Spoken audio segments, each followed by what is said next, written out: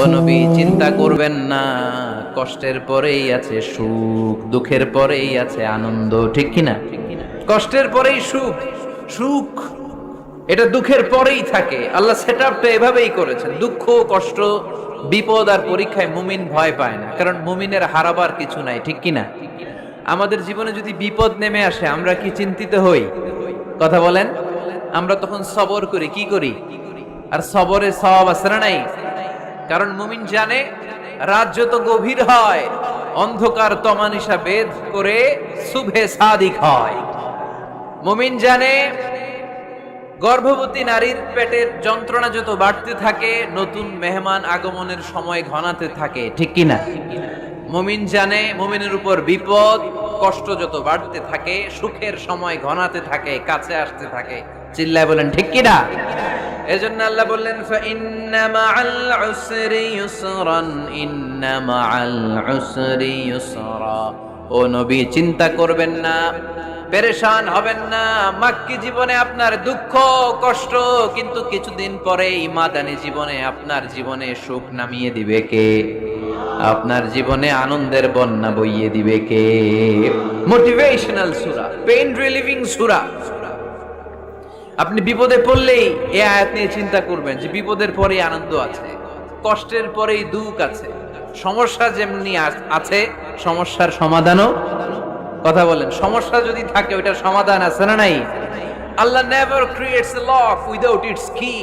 আল্লাহ এমন কোন তালা বানায় নাই যেই তালার জন্য চাবি বানায় নাই, ঠিক কি না? তালা যদি বানায় ওই তালার কি আছে? সমস্যা যদি থাকে ওইটার কি আছে? এজন্য কষ্টের পরে আনন্দ, দুঃখের পরে সুখ, চিন্তা করার সুযোগ নাই। সবশেষ আল্লাহ গাইডলাইন দিলেন। প্রথম গাইডলাইন ফাইদা ফারাগতা ফানসাব ওয়া ইলা রাব্বিকা ফারগাব। ফাইদা ফারাগতা ফানসাব। হে নবী, যখন আপনি দাওয়াতি কাজ করে করে, রাষ্ট্রীয় কাজ করে করে একটু ফুরসাত পাবেন, অবসর পাবেন, ফানসাব ফিল ইবাদা, আপনি একটু ইবাদতে মশগুল হয়ে যান, আপনি একটু দোয়ায় মশগুল হয়ে যান। ওয়া ইলা রাব্বিকা ফারগাব, আর আপনার রবের দিকে মনোনিবেশ করুন। ব্যথা যদি পান, কষ্ট যদি পান আমারে বলেন, অন্যরে বলেন না। কিন্তু আমরা ব্যথা পাইলে শেয়ার করি কোথায়? সবার আগে কি বুকে? ফেসবুক। কষ্ট পেয়েছি, দুঃখ পেয়েছি, কোথায় শেয়ার করি? কেউ যদি আমারে কষ্ট দেয় আমি বদলা নিতে চাই, ঠিক কি না? কিন্তু ইসলাম বলে বদলা না নিয়ে বদলে দাও। কি করবেন? বদলা নিও না, বদলে দাও। আল্লাহর কাছে বল, বন্ধুর কাছে বলার আগে, স্ত্রীর কাছে বলার আগে, ফেসবুকে শেয়ার করার আগে কষ্টের কথা শেয়ার করব কার কাছে? বিশ্বনবী সাল্লাল্লাহু আলাইহি ওয়াসাল্লাম আমাদেরকে এটাই শিখিয়েছেন। এই শিক্ষার মধ্য দিয়ে গোটা বিশ্বকে তিনি চেঞ্জ করে দিয়েছেন। তার নাম আওয়াজ করে বলতে হবে, তার নাম মুহাম্মদ সাল্লাল্লাহু আলাইহি ওয়াসাল্লাম। এই সূরা থেকে আমাদের জন্য শিক্ষা হচ্ছে আমরা বিপদে আপদে সব সময় ভরসা রাখবো একজনের উপর, তিনি কে?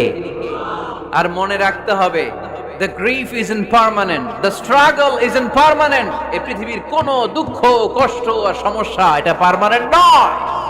সমস্যার পরে সমাধান আছে, দুঃখের পরে আনন্দ আছে।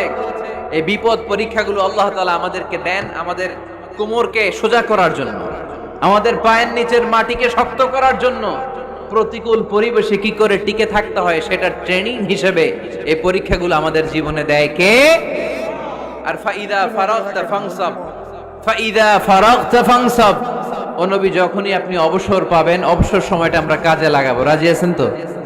আমরা অনেক সময় অবসরকে কাজে লাগাই না, কিন্তু যখন খুব বেশি ব্যস্ত হয়ে পড়ি তখন আমাদের মাথায় আসে, হায় রে, অবসর যদি কাজে লাগাইতাম, অবসরে পরীক্ষার পরে 3 মাসে যদি পড়তাম আজকে ইউনিভার্সিটিতে চান্স পাইতাম, ঠিক কিনা?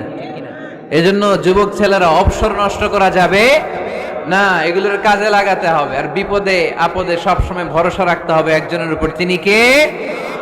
আজকের এই প্রোগ্রাম বাস্তবায়নে যারা সহযোগিতা করেছেন তাদের সবাইকে আমি শুকরিয়া জানাই।